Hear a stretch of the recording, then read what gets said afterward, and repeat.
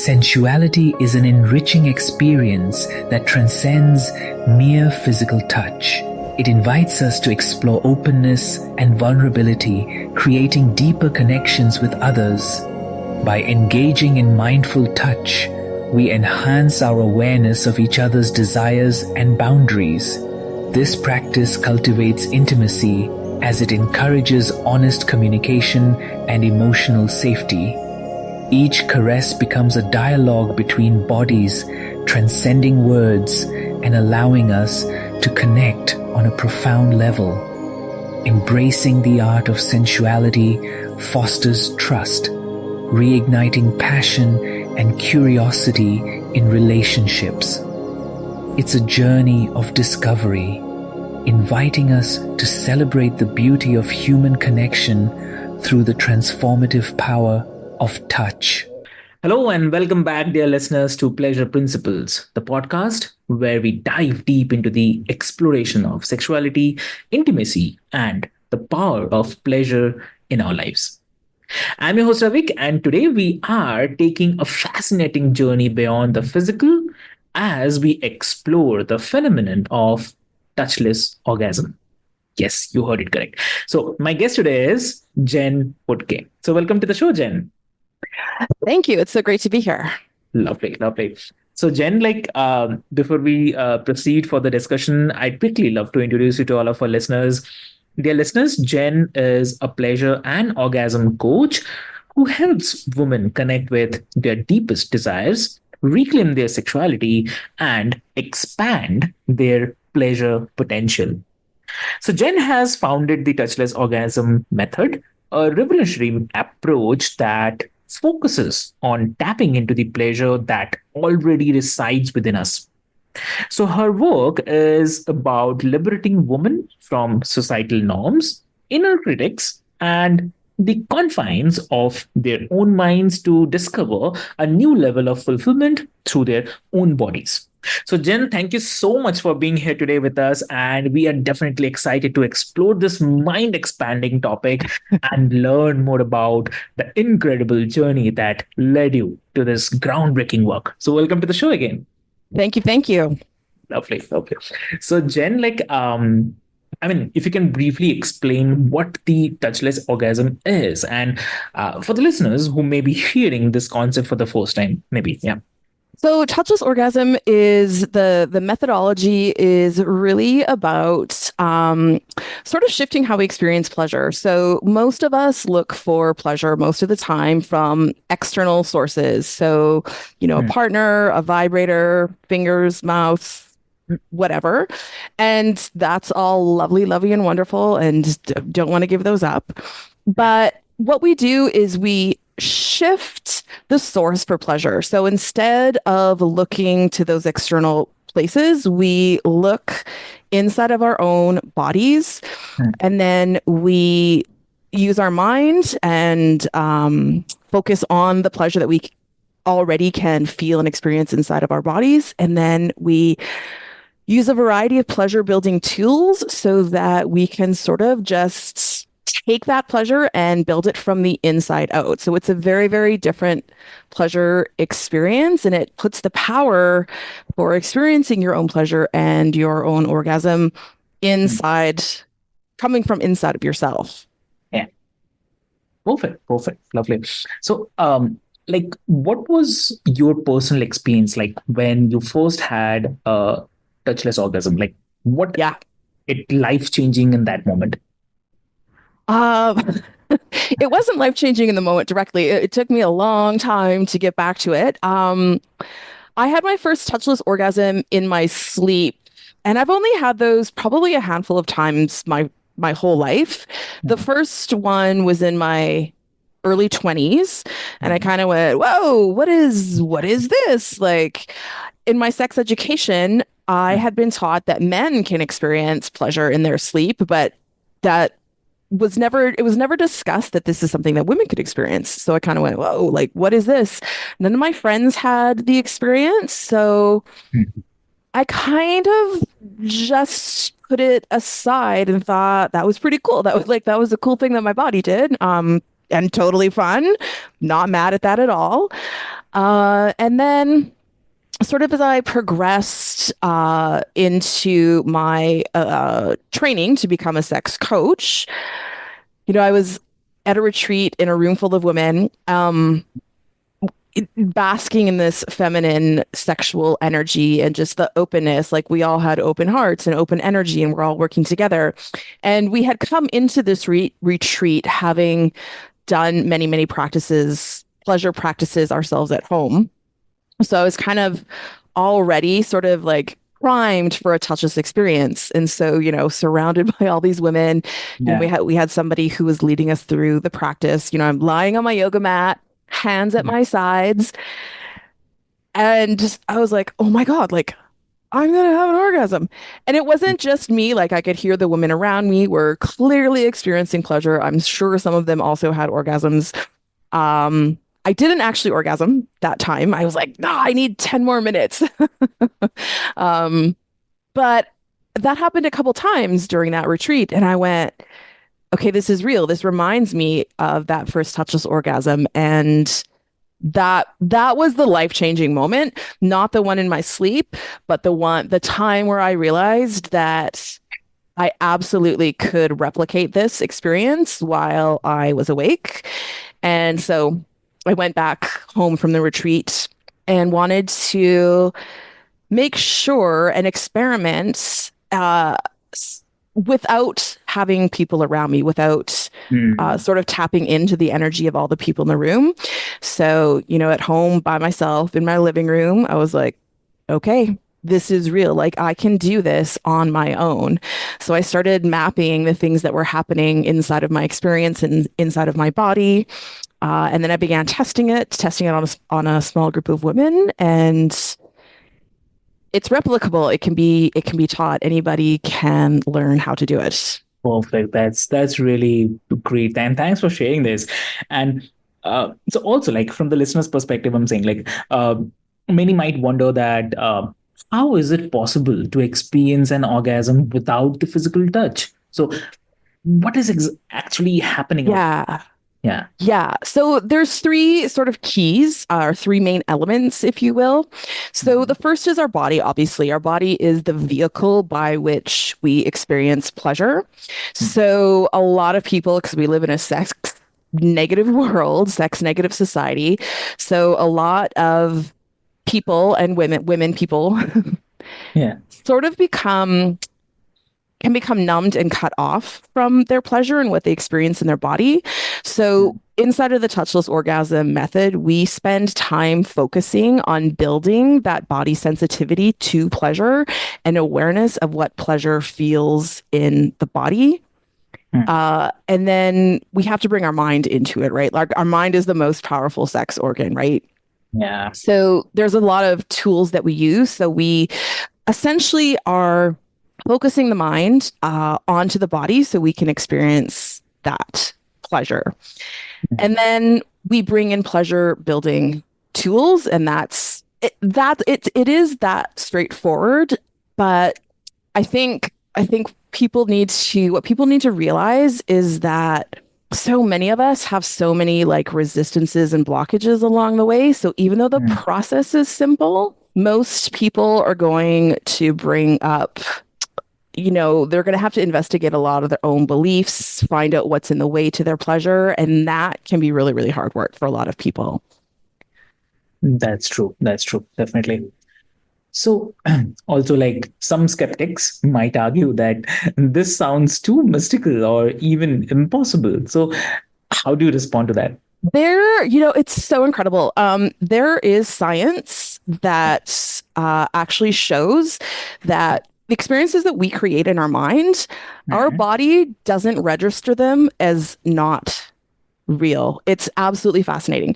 So one of the things that we do inside of the Touchless Orgasm methodology is we spend a lot of time sort of training our body to be comfortable with pleasure and to be safe with pleasure so that we can we basically are creating new neural pathways, right? So most of us, when we experience, however we first experience pleasure, our body and our brain is working together to go, okay, this works. This pleasure pathway takes me to orgasm, and we keep doing that over and over and over again. So basically we have like one highway to get to our destination. But the reality is, if we do focused pleasure practices, all of a sudden we can start to build these little side roads, and we can start to expand how we experience pleasure, the context in which we can experience pleasure. And then everything basically can blow open. And each and every one of us have an infinite amount of pleasure available to us. Most of us have just never, ever been taught how to tap into that. So there is science behind this. And I mean, if anybody listening wants to sort of play along, the very first, or one of the easiest exercises to start is to just, wherever you are, wherever you're listening, as long as you're not driving, don't do this while you're driving. Just close your eyes, you take a few breaths, and then you just focus your energy, focus your attention on to your genitals and notice what is there.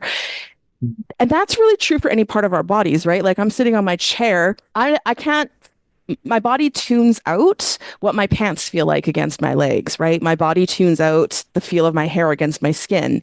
But as soon as I put my awareness on that, I can feel it, right? So it's really about bringing in that awareness. So as soon as you start taking that first step over and over and over again, you start to build the ability to connect with and experience your pleasure. Perfect, lovely. So, like, from again, having kind of perspective from the listener, like, what does the process look like for someone who is new to this? Or maybe a newbie, definitely. So how does one begin to explore their own capacity for a touchless orgasm? Yeah, so we start there. There are some foundational practices, one of which is safety. So we work a little bit on making sure that we feel safe to explore our sexuality and our pleasure. If that's not there, that's the key, one of the main keys to everything. If we can't create safety, then you're kind of cut off at the pass, right? You have to create sexual safety before you can really get into all the pleasure that's available to you. So that's one of the main foundational practices. And again, we use our mind, a combination of mind and body, to sort of create the feeling of safety.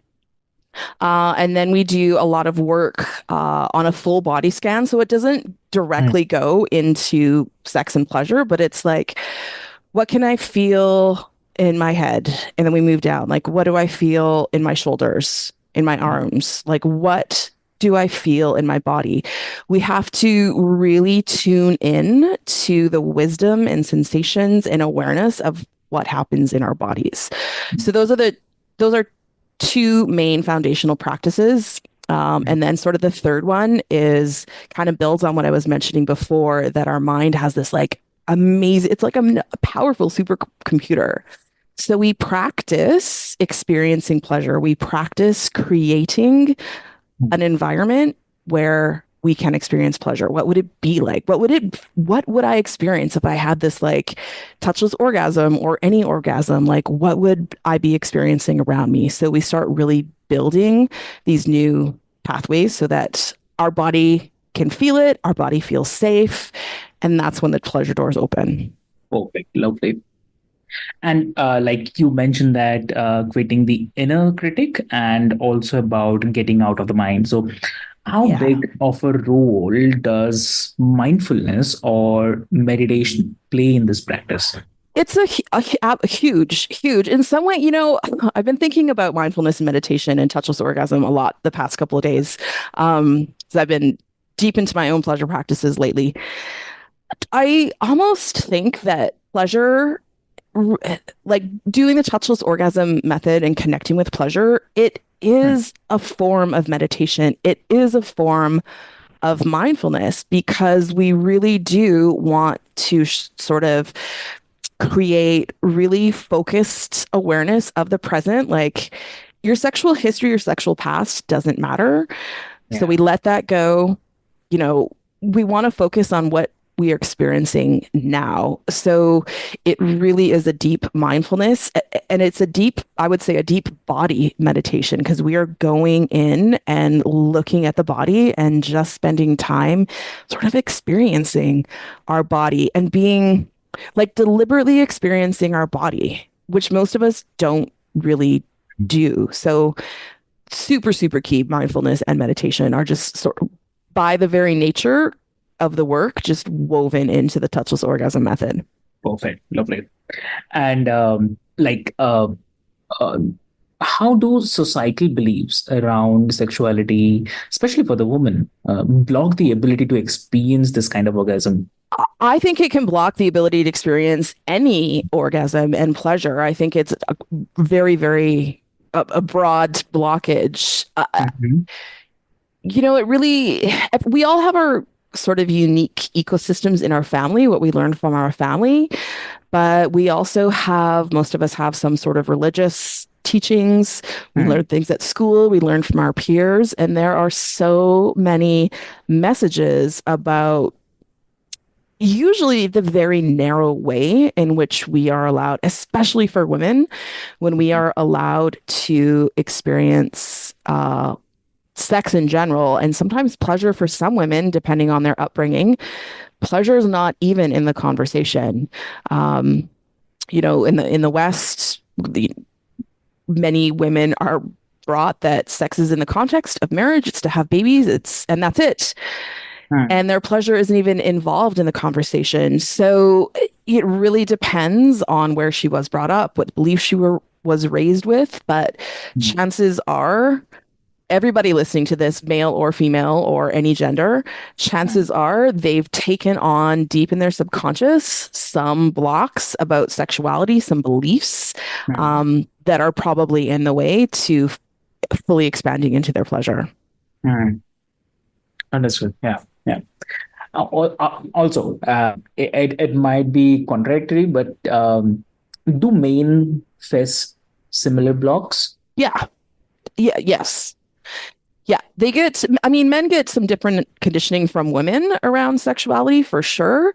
Mhm. Um, but we all take on some of the beliefs from society and how we grew up that get in the way. I mean, men are often taught things like there's this idea that men are ready to have sex at any time with any woman, Mm, which that doesn't support men. And often men are taught that they can get hard anytime, all the time, and so we have a lot of negative beliefs around male sexuality as well, definitely. Lovely. Thanks for sharing this. And also, the idea of a touchless orgasm sounds empowering, but some also might feel that it's a kind of pressure. So, Yeah. what Yeah. if they can't achieve it? So, Yeah, yeah. yeah. Thank you for bringing that up. That was a major point I wanted to address as well. The last thing that I would ever want to suggest is that this is something that women need to perform, or anyone listening feels that they need to perform. This is a system that is for your pleasure. And if you don't want to experience touchless orgasm or you can't, that's totally fine. And it's not the easiest thing to learn. And even me, who I've been doing working with touchless pleasure and orgasm for a long, long time, I don't orgasm consistently through my touchless practices. And sometimes I don't want to. Sometimes just finding the pleasure, that's enough, right? For example, I did a pleasure practice earlier this morning, did not orgasm, but when I did this touchless practice, even though there was no orgasm, I felt um, really connected with the universe. I felt really connected with myself. I felt love, self compassion, while feeling some physical sexual pleasure. So you don't have to, this isn't something anybody has to do. It is intended to be an empowering way to experience pleasure.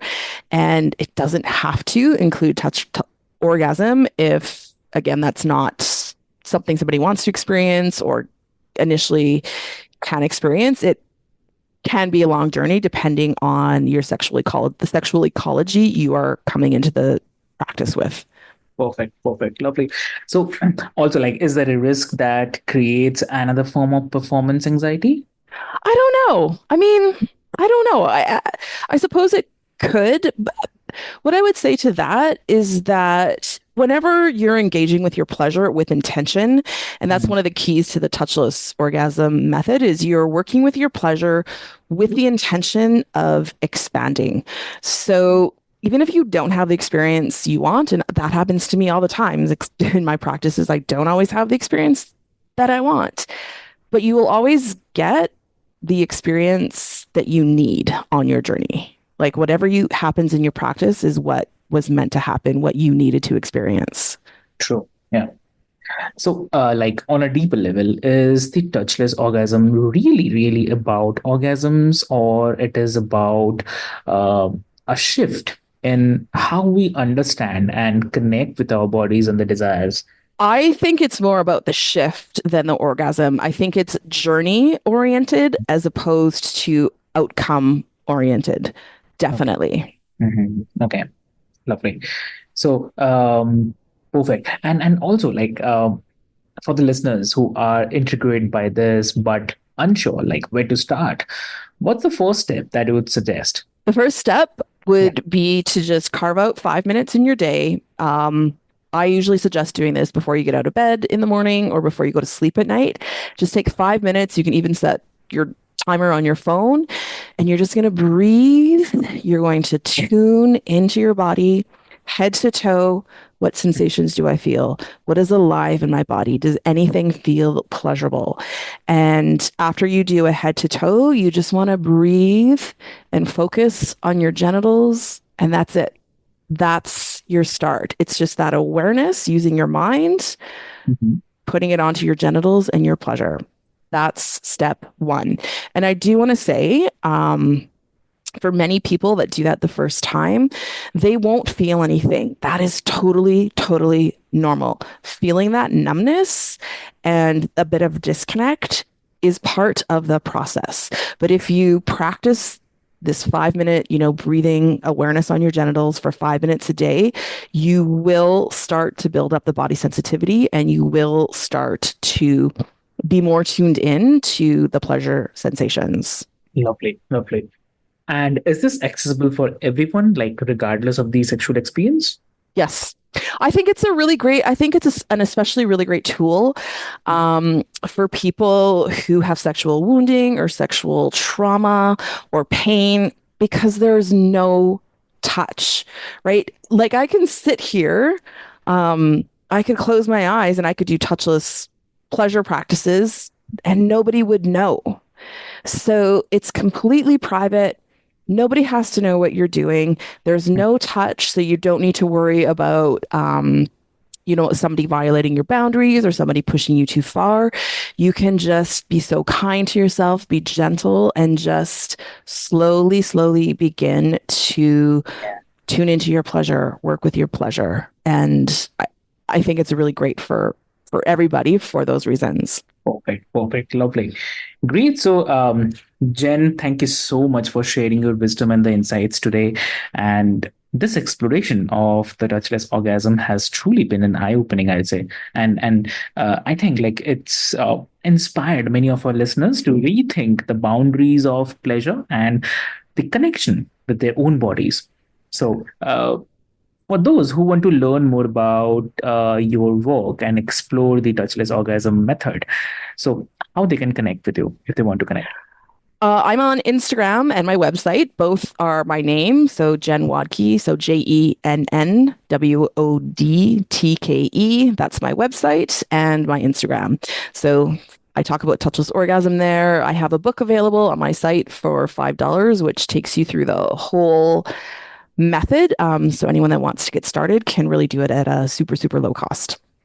Perfect, perfect, lovely, great. So, so dear listeners, like if you want to learn more about her work, be sure to check out her website and the resources. And I'll also make sure I'll put this into the show notes so that it will be much easier for all of you to reach out to her. And always remember that pleasure is a powerful force in our lives, and connecting with it on a deeper levels can open up extraordinary experiences. So, until next time. I'm Abhik, your host, signing off. And this has been Pleasure Principles, where we unlock the secrets of intimacy one conversation at a time. So, thank you so much.